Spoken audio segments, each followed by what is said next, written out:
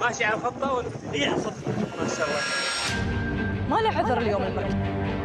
والله العظيم اللي يحرمني ذولي اني قايل هالرجال يوم الثلوث قايل انا اللي اتصور. ان ما عندنا نية للزه جاتنا السيارة مفاجأة. بالعقل الشوط لازم ما يطلع من الأحمر. المركي قوي. مفروض. مركي زين، سلطة الرياض زينة.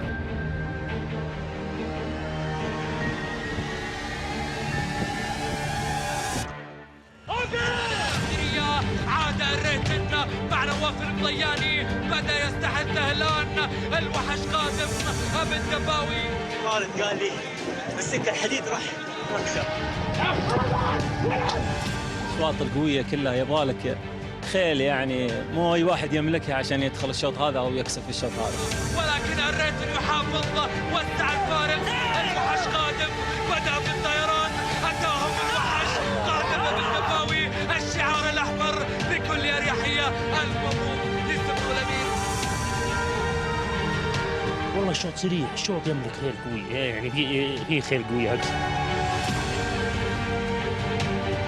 ما يحتاج سبوق. جمالك جمال. مبروك يا خالد. مبروك يا خالد. تستاهل يا خالد.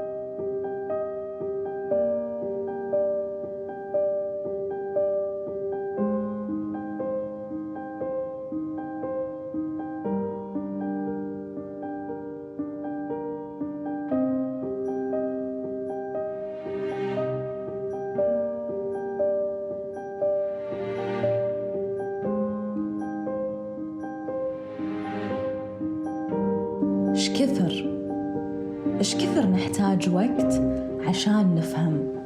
بعدين بدون كاميرات. انت بتصور غصب؟ ما مصور غاز. ها؟ في مثل عندنا يقول معقد تشوش. هذا مثل سريع عنه. إيش كثر نحتاج وقت عشان نكتشف. أنا ما أدري والله. شوفي انحلت بالله. نكتشف أشخاص. جملت الا جملت خلاص جملت. نكتشف أبطال. بطل ما شاء الله تبارك الله. واقع أخطاء. إيش كثر. ما بني على باطل فهو باطل. واللي يمكن السؤال غلط. من يحدد شنو الصح وشنو الخطأ، من يرسم حدود هالعالم، ومن يقول مو موضوعنا. انا قلت لك حسام، ومن اللي بيفهم انه هذه وجهة نظر، يعني احيانا تخطئ احيانا تصير، ما هي جريمة يعني. وما بغي يسمع ما يصير نضغط أو نعلق أو نتكلم عن ما وراء الأشياء. وجهة نظر سليمة، لكن تأكدي تماماً اللي ما بيواجه ترى غلطان. طبعا بلا شك. وأقول لكم شيء وحاولوا تفهموني شوي، الشك يا ننهيه بنقاش يا تعرفون ايش بيصير وما يحتاج نكمل الكلام. انت يمكن تاخذي مني كلمه وتقصين وتبقي الكلمه اللي تبغينها. لا انا عارف اتعامل الحين وياكم مضبوط. عرفتوا الحين ايش كثر نحتاج وقت يحتاج لبال طويل، وانا ترى ما بتعب.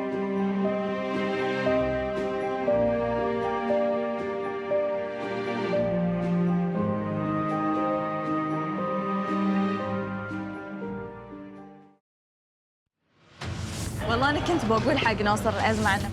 افتراضاً الشخص اللي يتكلم في موضوع اللزكس يكون عارف. ما نرد على حد. لو يرجع الوقت في النادي هل كنتوا؟ طبعا ما يجي. طيب فوق ترى ما ظهر.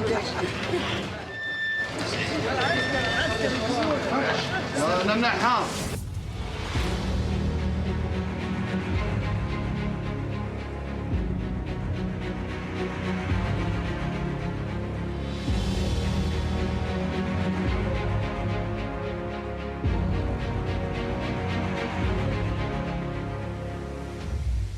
اليوم إذا بقول شيء عن الشوط السادس، أهم شيء أقوله أنه لا مصابيح موجودة، لا فزاع موجود، إذن المركي لازم يأدي، ما عنده عذر ولا تقول لي لا. ما عنده عذر، التأدية بيأدي بس الكاس بعد بتوفيق من الله. لا ولا التأدية؟ أنا غلط في السؤال. التأدية بيأدي. لازم يفوز. لا. فزاع، وتعرفون ليش مو موجود؟ وحنا شفنا تصاريح بعض الاسطبلات الكبيره مثل الاسطبل الابيض، الاسطبل الامير فيصل بن خالد، اللي اتاحوا فرصه للاسطبلات الشعبيه في السياره والاضافه وعدم تسجيلهم. هذا فيصل بن خالد يعني شهادتي فيه مجروحة، سباق في الخير في كل شيء يعني ما في شيء يعني إلا هو يبادر في الخير. طبعا هذا الشيء مو غريب ولا مستغرب لا عنه ولا عن إدارته. نشكرهم ونقول الله يبيض وجيههم. صاحب السمو الملكي الأمير بندر بن خالد، هذه لفتة كريمة صراحة رجعت الروح لأصحاب الخيل. وعندي تكملة لهالموضوع ترى. نشوف نادي سباقات الخيل 4 سيارات موجودة. والله أخوي صالح علي. النادي فكرته مو أصلاً إنه يلغي أشواط المساهمة، فكرته إنه بس مو الحين.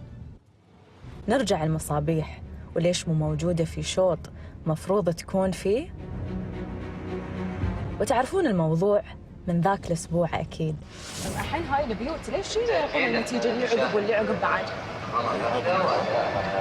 أحس إنه مو فير يعني. لا هذا النظام. لازم ترى الثاني اليوم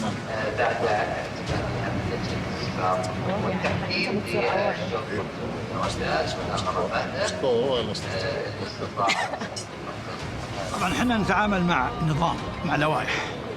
عندنا اللوائح اللي هي خاصة بالمواد المحظورة، بصرف النظر بيوت ولا ليزكس ولا درجة أولى ولا درجة ثانية، اللائحة تنص على حاجة معينة نطبقها.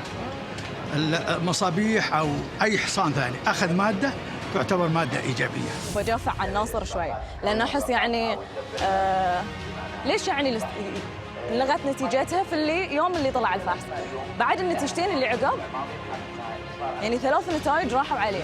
نحدد نوعية الدرجة وبناء عليه نشوف الغرامة اللي تكون سواء إيقاف أو غرامة مالية على المدرب. أوكي. طبعا عندنا في نفس المادة اللي 119 في مادة ثانية إنه أي سباق للحصان هذا أو للجواد هذا كسبه بعد المادة المحظورة اللي وجدت في دم أو بول الحصان هذا تلغى النتائج هذه. هذا النظام. لمدة كم يعني هي النتيجتين اللي بعد سباقين اللغة. وات ايفر لو سابق الراجل مثلا او المدرب ان شاء الله 10 سباقات، ان شاء الله 10 سباقات وجت النتائج او جت نتيجة البوزيتيف في الحفل هذا وحددت المادة الإيجابية، أي نتيجة لاحقة لهذه المادة تعتبر لاغية. بس ليش؟ بس كذا ما توقفت. صل على النبي مو بطلع عيل دوم مسكت هالكثر. احنا عندنا يقول ما بني على باطل فهو باطل. يعني احيانا انت تاخذ الماده هذه على اساس انت هو كسب الماده، المدرب او الفرس كسبت الماده هذه او كسبت الشوط ورقتها الى شوط ثاني، عملت لها ابجريد الى الشوط الثاني، فهي دخلت في الشوط الثاني بناء على نتيجه الشوط اللي كان فيها بوزيتيف. فهنا فمن كذي تلغى النتائج اللي بعد. طبيعي على طول. فهذه اهم نقطه. اذا في هاي الحاله ترى الاستئناف ما يفيد. طبعا ما يفيد. في الحالات زي هذه واضح، القانون واضح ما يفيد، وفعلا ردينا عليه ان ناصر الازمع ردينا على استئنافك مرفوض بناء على اللوائح اللي معتمده. بس والله أنا حاولت يعني والله أنا كنت بقول حق ناصر الأزمع إنه ما يستأنف، بس يلا نرجع للمركي الحين ونقول مفروض يفوز. الفوز هذا شيء مكتوب، هذا ارزاق قسمها الله سبحانه وتعالى، لكن التأدية ان شاء الله انه ما جاء الشوط اللي هو بيأدي ان شاء الله. بس شوف اذا احنا بنروح على الشوط الاخير بينهم مصابيح فزاع المركي، حلو؟ صحيح. اليوم لما ينعاد الشوط بدون فزاع بدون مصابيح والمركي ما يكون مكانهم، ليش؟ لا مو ليش، الخيل اللي راكبه مع المركي اليوم ما كانت معهم قبل يوم مثل كل الخيل موجوده. تكيف متكيف انا مو وياك صراحه كأول مشاركة، لكن حصان مستوى عالي وانا اتوقع يؤدي اليوم مستوى ممتاز. بس انا ما اتوقع ان مدربه شارك ولا هو يعني بيكون جاهز للسباق. حمد ولا الليث الابيض؟ الليث الابيض متكيف رايح الجائزه هذه من رجل ثمين علينا ورئيس نادي الفروسيه ورجل عزيز علينا، وجتنا مباغته المفاجاه ذي، فلازم نشارك باي شيء، فبنشارك بمتكيف. ان جاب السياره فهذا اللي نتمنى، ما جابه فاكبر لنا فرصه مشاركته في جائزه الامير. بس تعرف شنو الغريب؟ ايه المسافه غير. حصان ركض المسافات هذه وسوى نتيجه. بس تشوف في متكيف شيء يأهل انه هو يؤدي ال 1200، هاي اللي ابي اعرف. انا ما ادري، ارجو من الله سبحانه. انا ما ادري. 1200 انت تتكلم من رينج 1600 ل 2400 ل 1200 شوط سرعه. لكن حصان ما شاء الله تبارك الله فخم ممكن يسوي. انا ما ادري والله. اذا قال حمد الرشيد انه مدخل الحصان كذا، اعرف ان الحصان جاهز 100%. شوفي انا حلفت بالله ان ما عندنا نية للزه جاتنا السياره مفاجاه. شوفي هذا خذيها في عقلك كتخطيط، يعني كتخطيط ما هو بلازم الا كان بعد الحج. يعني على حسب وجهة نظري انه يعني متكيف وقحوم. بس يمكن ثقتي فيها في ذاك الشوط افضل من اليوم. لا ذاك اليوم الشوط نفس حصان هي جاء ثالث معها في الشوط الاول اللي كسبته، لكن ذاك اليوم حصان ركض ما شاء الله تبارك الله. بس انا عندي لك سؤال عبد الله، ليش كل مرة تغير الفارس معك هو؟ مو كل مرة غير الفارس. بلا يعني قاعدة أشوف من اللي يركبون معاها. حمزة سعد. كل مرة ما تثبت أحد. لا مو تثبت أحد، حمزة سعد راكب عند المدرب اللي هو بندر حاكي، حصان اللي هو المصقع، هو شغال. إذا ركب عند المدرب. زين معي، خل أغير لك السؤال، طيب. لو عندك فرصة إن أنت تثبت فارس ما يقوم من على كحوم، بيكون من؟ اللي يركبوها حمزة. واحد. اللي يعني هاي خلاص تختاره وتثبته ما يتغير من كحوم. والله شوفي فارس بحد ذاته اللي عطى شانس كويس حمزة صراحة. حمزة. إيه بس حمزة مع المصقر اليوم يعني يمكن لازم نغض النظر عن كحوم. وعلى هالطاري المركي اليوم مع نواف المضياني. ليش ما ركبت نواف الفيروز؟ نواف فيروز هو خيالك اسمع عليه 6 مرات. هو ككل جميع انتصارات المركي على نواف. مكانه ولا لا؟ صحيح، بس الحصان كل ما كبر كل ما يحتاج اشياء مساعده له. فانا اتوقع انه نواف العضياني ممكن يساعده. نواف المضياني خيال متمرن، خيال ممتاز، ركبه عليه ثالث في التقديريه، حيستفيد من 5 كيلو ناقص لانه خيال متمرن ينزل لهم كيلوات. فبدأ يركض 62 حركب 57. ما علي، بس لما اصلا المركي كان مع نواف الفيروز صحيح. كان فايز ب 62. صح صحيح كان فايز 62. بس في اشواط تقول انه احاول اوازن بين قوه الخيل ووزن حصاني. يعني شكلنا بنغض النظر عن المركي بعد. وعندي فرس ثاني سلطنة الرياض اللي الأسبوع الماضي. لكن المركي قدم شوط ممتاز أول مركاض له، وتنازل في آخر مركاضين له، فهذا ممكن. جاء ثالث المركاض الأخير. جاء ثالث، بس بينه وبين الأول كم فرق؟ بينه وبين فزاع ومصابيح وال11 طول. سلطنة الرياض عملت ريكورد ممتاز الأسبوع اللي راح. ليكون معتمد على سلطنة الرياض أكثر من المركي. والله كل واحد له تكتيك مختلف عن الآخر. شكلك معتمد. مع العيون كريم فتحت البوابات على بركة الله إلى أولى هدايا مجلس إدارة نادي سباقات الخيل. السرعة هو عنفوان. هالشوط ترى غريب، ودي أذكرهم واحد واحد بس. الحين كل شيء بمر سريع. هنا تبدأ الدبدبة من المسار الداخلي. الكحوم في ثاني المراتب. الدبدبة هذه الخيل كلها مسافاتها ممتازة وكلها تؤدي على 200. اتكل على الله، ماني متكل على أحد. ترشح فراسك اليوم؟ والله عسى الله يوفقك، والله ما أدري. 1200 مسافتها المحبوبة. والله ما أدري. والله في ناس يرشحونها يا خالد. وأنت؟ أنا أقول إن شاء الله. سويها. والله على الله إن شاء الله إن شاء الله. زينة، العيون كريم زين. العيون ومتكيف زين. يرجع ويلف ويروح على متكيف. ما ابي ارشح متكيف، بتتفق معي ولا لا؟ والله كل واحد يرشح اللي يشوفه هو. انا ما ابي ارشحه، بتتفق معي ولا بتقول لي لا هو خلينا نرشحه؟ والله هو كمستوى حصان وكريت هو على ريت في الشوط. انا ما اقدر ارشحه الا لما اشوفه يركض في هاي المسافه. عس ما قد دعس 1200 الا مره في حياته، واول مركاض كان سادس. الخيل الطيبة تدعس المسافات كلها، لا تشيل هم. ما ظن وما أعرف إذا موقع الحين يقول أن كلامنا مقنع ولا مجرد تخمين. ويكتسح قلت يمكن نشوفه. إيه عام ما شاء الله 6 سباقات فايز. إيه العام الماضي كان عنده انتصارات ممتازة وراح يعود إن شاء الله. الحصان البطل لابد إنه يعود. اليوم عودته؟ والله نقول إن شاء الله. يكتسح يبحث عن مسار.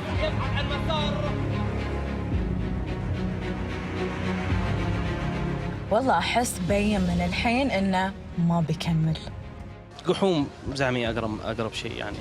قحوم وضعها مو سيء، بس أنتوا قاعدين تشوفون الدبدبة، تشوفون الدبدبة قادمة، بدأت بتوسيع الفارق. هنا العيون كريم يكتسح قادم، ولكن الدبدبة بدأت النفاذة قادمة من أول مشاركة بهذا الحضور، بهذا الانتصار، بهذه الأطوال.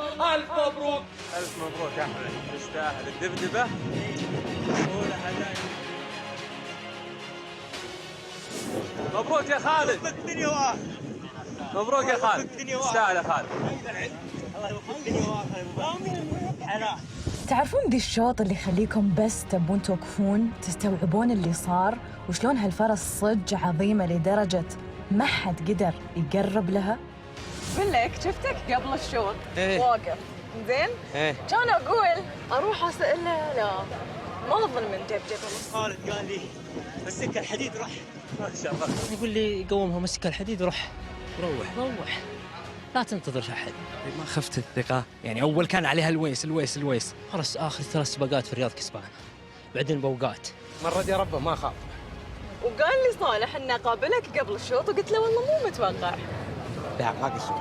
قلت متكيف قحوم زينة وفرس إن شاء الله زينة. قحوم شكلها خلاص نصيبها دائما بيكون ثاني وما بتقدر على الأول بعد. تأخرت فراسك اليوم. والله الشوط سريع، الشوط يملك خيل قوية، يعني في خيل قوية أقصد، خيل قوية، والحمد لله ما قصرت وخسرت على ما قال بنص طولة وكذا، والجايات أفضل الحمد لله. ومتكيف اسمه ما شاء له السباق ترى. يجي أفضل إن شاء الله، ما عليه. يجي أفضل. طيب اليوم ما عليه. أنت بتصور غصب؟ ما مصور غصب. ها؟ مو غصب لا، بس يهمنا نعرف الموضوع مثل ما قلنا ولا شيء ثاني ما نعرفه. المسافة يعني؟ ما عادي. المسافة يمكن ما نسبه. متكيف ما ركض الا مركض واحد 1200. أول تجربة. لا تشاركونا مرة ثانية في 1200. عسى الله يوفقك. يضحك عشاني. ضحك. أعرف إيش كثر الموضوع يضايق على كثر الكلام اللي انقال قبل الشوط عنه، بس اول مشاركه الحمد لله. اوكي بقول يلا فازت مع الحمد الخير ان هي تجيب رقم قياسي في ذي المشاركه. خالد مو بشوي. هي الله يستر عليها في الرياض عامله 11 و88. ما شاء الله. هي عامله وقت في الرياض هي. ما شاء الله. هي على 1200 تعمل، وهذا مناصر من الله. الحمد لله رب العالمين. لكن الصدق قبل الشوط قراءتك له كانت تقول ان يعني الدبدبه بتأدي مع اللي موجودين. أنا هالسؤال مهم بالنسبة لي ترى، لأنه هو اللي يخلينا نعرف إذا كانت فقط مفاجأة ولا تحضير خطير، خلانا حتى ننسى سلطانة الرياض والمركي وين. ما يحتاج سبوق. السبوق اي خيال. اي خيال. اليوم لو ركبها اي واحد بيكسب عليها. والله العظيم واللي يحرمني ذولي اني قايل هالرجال يوم الثلوث قايل انا اللي اتصور. خلاص ما حلفت براس عيالي عبد. هنا لعب كريم يكتسح حازم ولكن الانتباه بعد ان فاز.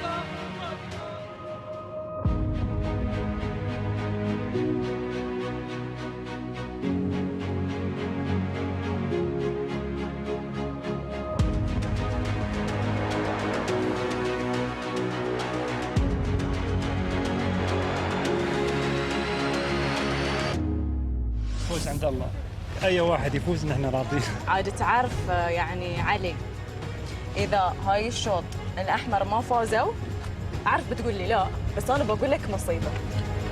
مو مصيبه، هذا نصيب ورزاق الله. هذا الشيء خير سابق ومسبوق. والنعم بالله والله. بس اللي بتشوف اسم المرتجح وبنت حيم وبدر المغترة وأشقر المغترة بيقول في أحد بيسبقهم يعني.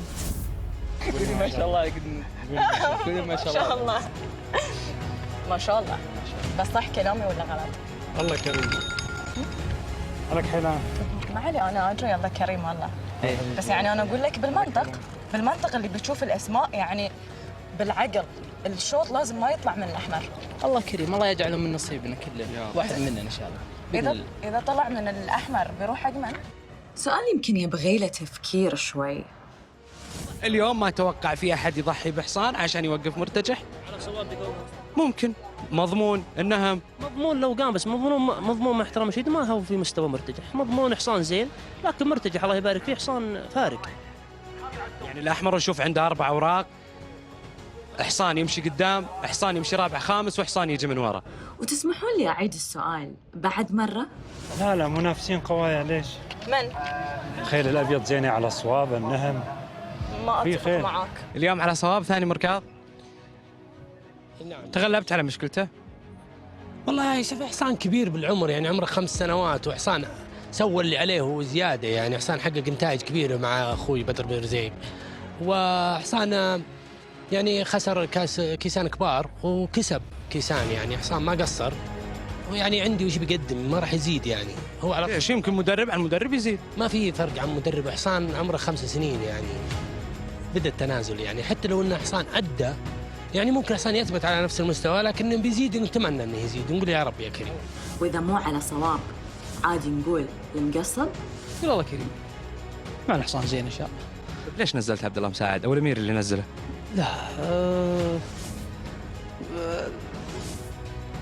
ما اقدر. ليش ما تقدر؟ عادي قل لي.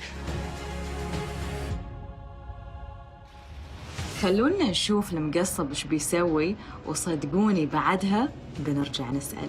ان شاء الله. لو توقع من 3 الأوائل. ثقة ما حسيتها في محلها، بس يمكن بعد. بس أنا لحين ما عرفت من اللي لو صارت معجزة وطلع الشوط من عند الأحمر بيروح له. أهاليها متعشمين فيها خير. اللي لو طلع من الأحمر بيروح له. إن شاء الله ما يطلع من عند الأحمر. ليش أنت عارف يطلع منه؟ يعني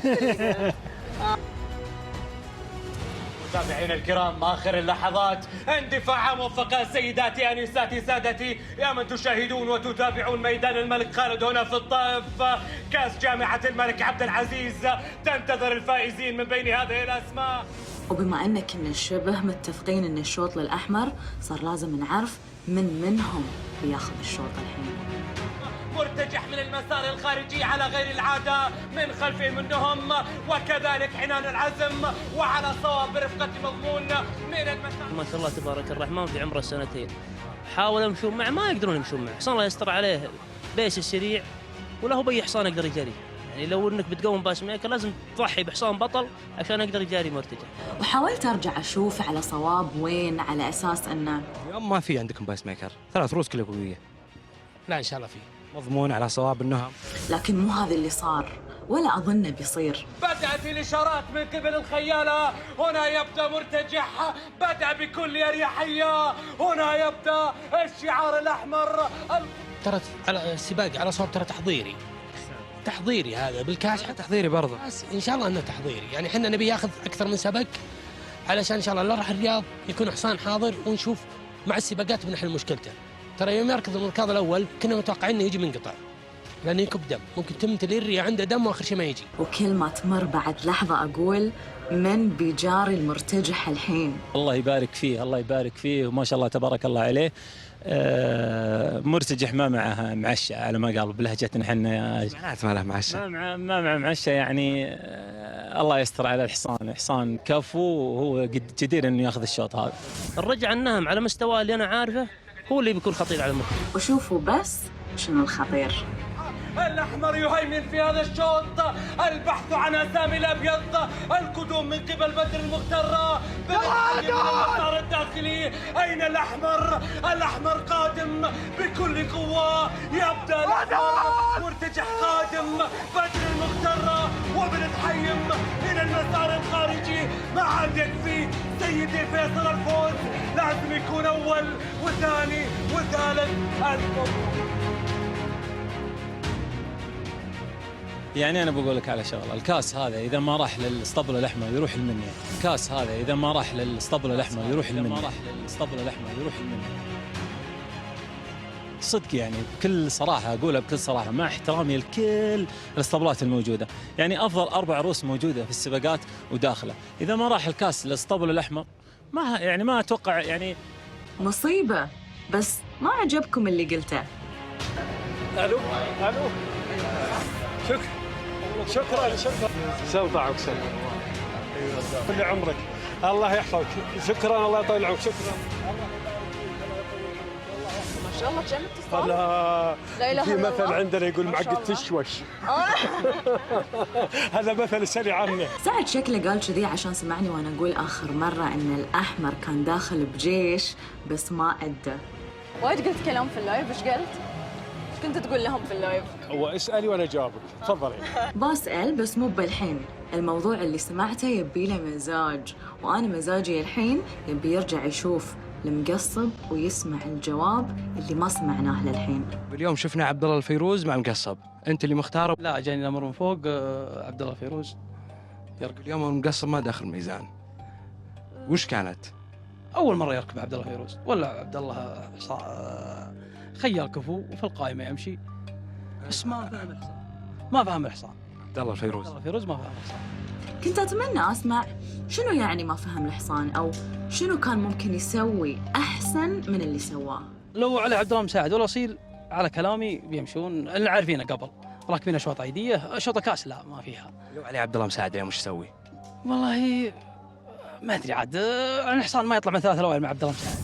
جايز، بس والله صعب نحكم الحين، وكل اللي اقدر اقوله اليوم انه لما قلنا جيش الاحمر هم فعلا كانوا جيش. اختي الكريمه، اولا الاسطبل الاحمر معلوميتك هذا اسطبل يعني عمره اكثر من 50 عام، ويعني واسطول كبير وقلعه كؤوس كبرى، فما يعني ما يستغرب انه يعني يكسب اول ثاني ثالث الى اخره، او انه يتقدم. يعني انا اعتقد الاسطبل الوحيد اللي الاسطبلين الكبار يعني قطبي اسطبلات الملك في وقتنا الحالي، الوقت الان، انه الاسطبل ابناء الملك عبد الله واسطبل الامير فيصل بن خالد.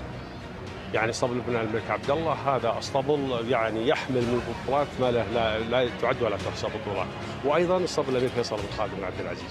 فانا اعتقد ان هذا لقطبي الاسطبلات في المملكه، من غير قصور في الاسطبلات الثانيه، بس هذا يعني هذا واقع، هذا يعني الارقام لا تكذب.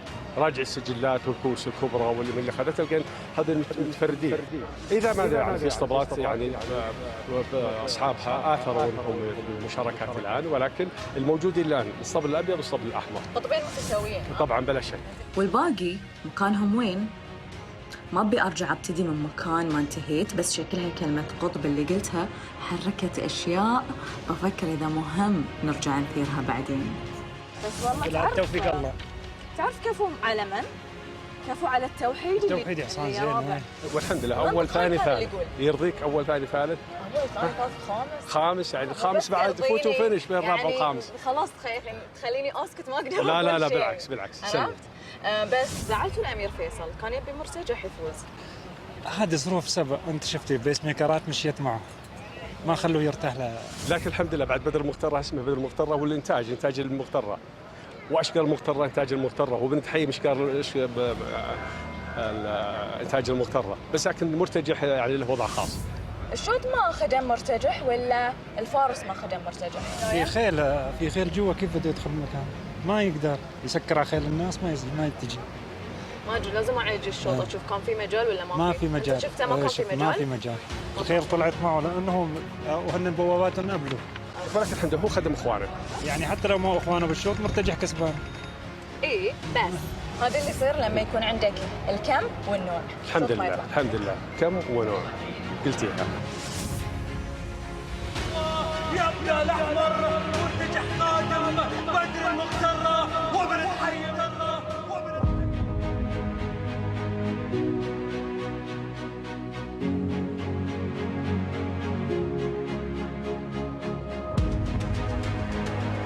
أنا أتوقع الشوط بين الوحش وفي حصان عند الغريبان ستار اوف وينز، هذا حصان ممتاز.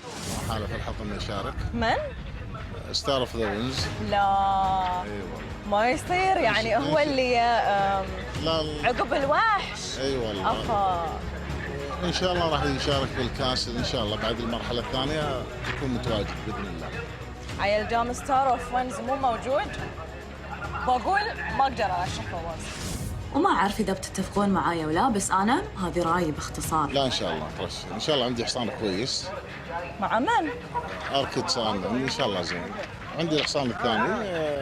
بس تذكر أركيد ساوند يعني آخر سباق مركز 14 مع تقريبا نفس الخيل اللي موجودة في ذي الشوط. ما كان رايح تجهيز أول سباق. ما كان تجهيز.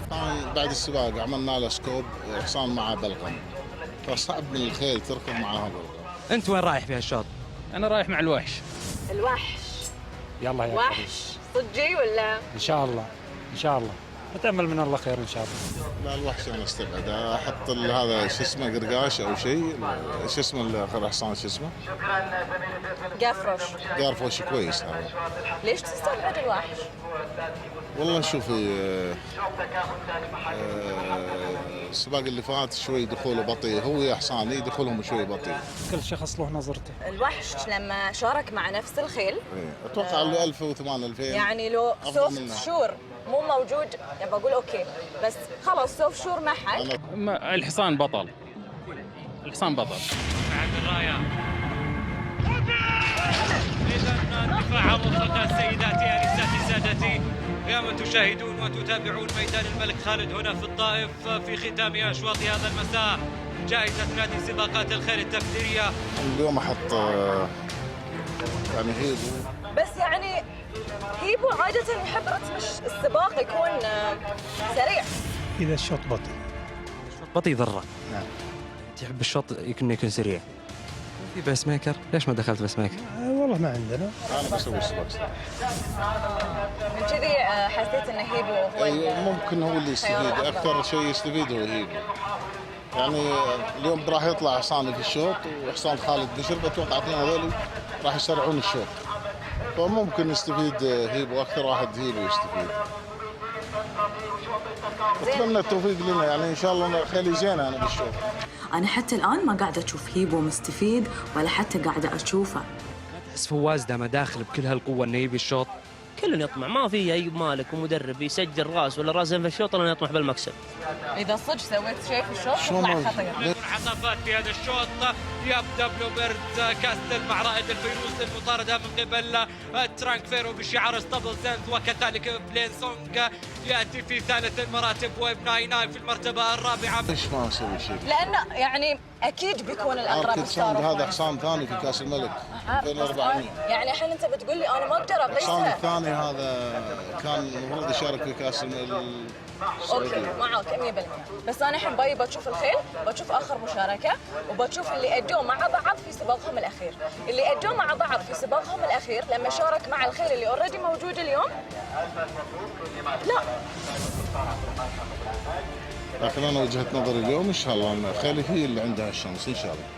الراسين هذول زينات. من خلفهم هنا نظره الى الوراء من رائد الفيروز، يبدا باستحداث لوبرت كاستل، انقطعت نصف المسافه، بدات المسافات المهمه. محمد شريمه يبدا بالتدريج لترانك فيرو صاحب اعلى ريت في هذا ان شاء الله الشوط اذا ما عند الوحش عند اخوانه. ما شاء الله بتاخذون كل الاشواط. ما اخذنا. اعطوا مجال شوي. قولي ما شاء الله. امير فيصل عط شوي مجال نصفوش. قولي ما شاء الله. ما شاء الله. ما شاء الله لا اله الا الله.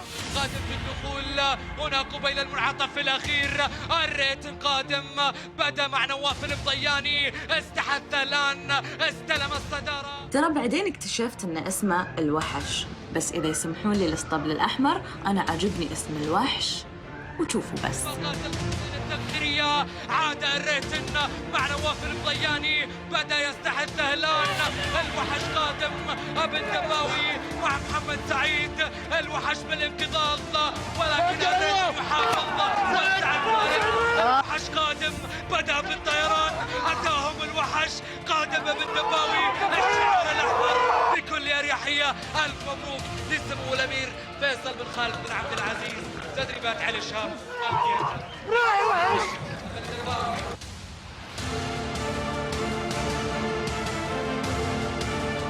انزل ما لا تسوي لي كذي. ايش قلت؟ قلت الوحش ما بيأدي. ها الحين تعال برا. لا ما فوت، لا تعال هنا. طيب فوق ترى ما بهجر.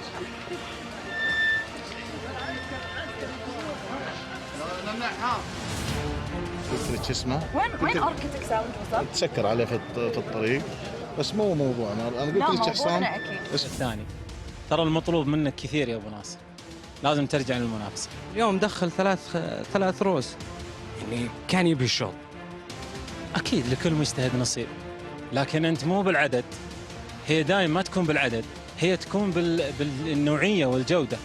هذه نقطه. النقطه الثانيه انه يعني لازم يعني انت بتدخل على كاس لازم تكون معد كل الامور.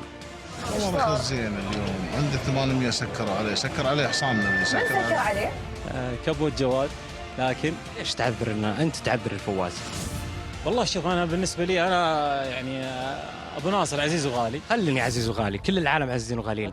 ابيك تتكلم معي بكل صراحه، انا من وجهك عرفت انك تجامل، ابيك تقول الصراحه. سكر علينا حصاننا اللي مدينا ماس ميكر حقه مع حصاني، ضرب الخيل ورجع. يعني الحين حصانكم سكر على حصانكم؟ حصان ثاني تعرفين انت؟ ما شفت. قول لي من؟ الحصان ثاني وياه، ممكن عنده 800. معلومه. لا انا سالتك سؤال صح؟ سالتك سؤال. انا سالتك. لا عادي، انا ما سالتك سؤال. الا انت مو جاملت. ما نحتاج نجامل فواز الصراحة، أعتقد بنفسه يعرف أن كل شيء صار معاه اليوم غلط. قلت لك حصان المخضوب شو اسمه؟ لا تاخذني باللوية، جاوب على السؤال. قلت لك يكسب حصان المخضوب شو اسمه؟ هيبو. ايه؟ أنا توقعت هيبو صراحة. هيبو وين وصل بعد؟ ما سوى شيء. سوى شيء هيبو. خامس. عادل الفريدي صراحة مو متوفق. ما أدري إيش فيها الأيام. والله ما أدري عادل ممكن. صح؟ ايه. في شيء غلط صاير يا عادل. ما ادري والعاده يعني اليوم راكب خيل زينه ما توفق فيها. اي زين خلنا من هيبو، انا ما رشحت هيبو، انا رشحت الوحش وانت عرفتني. ابدا. ادري. عيل شو اقول لك انا الحين؟ ما شوفي. انا قلت لي يكسب الوحش، قلت لك يكسب هيبو. اول حصان الاشقر هذا شو اسمه هو؟ قاروش. فواز الحين بيلف ويدور علي، جاوبني على قد السؤال. لا انا حصانه مرشح ومتفائل فيه اليوم الحمد لله رب العالمين وادل عليه. وحش 2000 زين، يعني انا احطه بال 2000 متر دائما مركضه زين. ركض 2400 ناسب الطايف، يعني ممكن هو كسب في الرياض بس دائما في السباقات القويه ما يعني كسب شوط عادي اعتقد، بس بالكيسان 2400 شوط ما سوى شيء. عيال دباوي هذه لعبتهم الحمد لله رب العالمين. هو فايز بالرياض 2004 وكاسب على العشب 2100، ضارب خيل الله يبارك فيه. والاسبوع اللي راح خسران من حصان بطل على هالمسافه اخوه ولد دباوي، والحمد لله رب العالمين اليوم ادل عليه. وانا علمتك ان رتن زين وجاء ثاني. اي صح، جرب. فرق 6 كيلو. شوف الريتن عن الوحاش 54 60 6 كيلو فرق. يعني الريتن لو راكبه محترف ما كان يوزن اليوم. لو كان راكبه محترف كان ما يجي، يمكن ما يدخل ميزان. كلام قوي. لا شوف، لو راكبه محترف الحصان جهوزيته جاهز يعني الحمد لله. مركاضه قبل اسبوعين برضو عمل مركاضه كويس، ولكن اليوم دورنا نايف المضيان لاستغلال الوزن. واحد، الولد ممتاز جدا ممتاز، خيال له مستقبل ان شاء الله تشوفونه بالرياض باذن الله. الوحش استعجل عليه اليوم. انا افكر بالوحش اصلا ما عنده الالف، انه داري ان حصان ما شاء الله مرشح، حصان قوي، فقلت خلني امشي قبله ان شاء الله بوصل قبله. دخل الدغري، حصانه مليان، حصانه زين، ولكن لا الوحش اقوى مني، الوحش اقوى مني وضرب. والله الوحش طلع فعلا وحش. ايوه قلت لك وحش. شكرا. الوحش قادم، بدأ بالطيران، أتاهم الوحش قادم ابن دباوي، الشعار الأحمر بكل أريحية. العود اللي تكب اوت. ما هو باوت، خلاص الى مزبله التاريخ انتهى. ما في شيء خلاص انتهى. هم قالوا بعد ما يدخل الطائف او بعد ما ينافس مين خلي اهلها الله يحفظهم. عرفتوا وش الموضوع صح؟ وما بتصدقون ايش كثر تشعب. لو جبت شعره من حصان ولا من اي شيء يطلع لك جدك العاشر. وش كثر سمعت. ما نبغى نقول انها صارت بيئه طارده للملاك. وش كثر جادلت. هم متى قالوا بالضبط؟ وكان الوقت اللي لازم اقول فيه هذا هو. انتم افتراضكم. انا قاعد اخذ خطوات الى الرقي بالسباق، فهذه خطوه مهمه كان يعني. بكمل بس مو اليوم، انتظروا شوي بعد.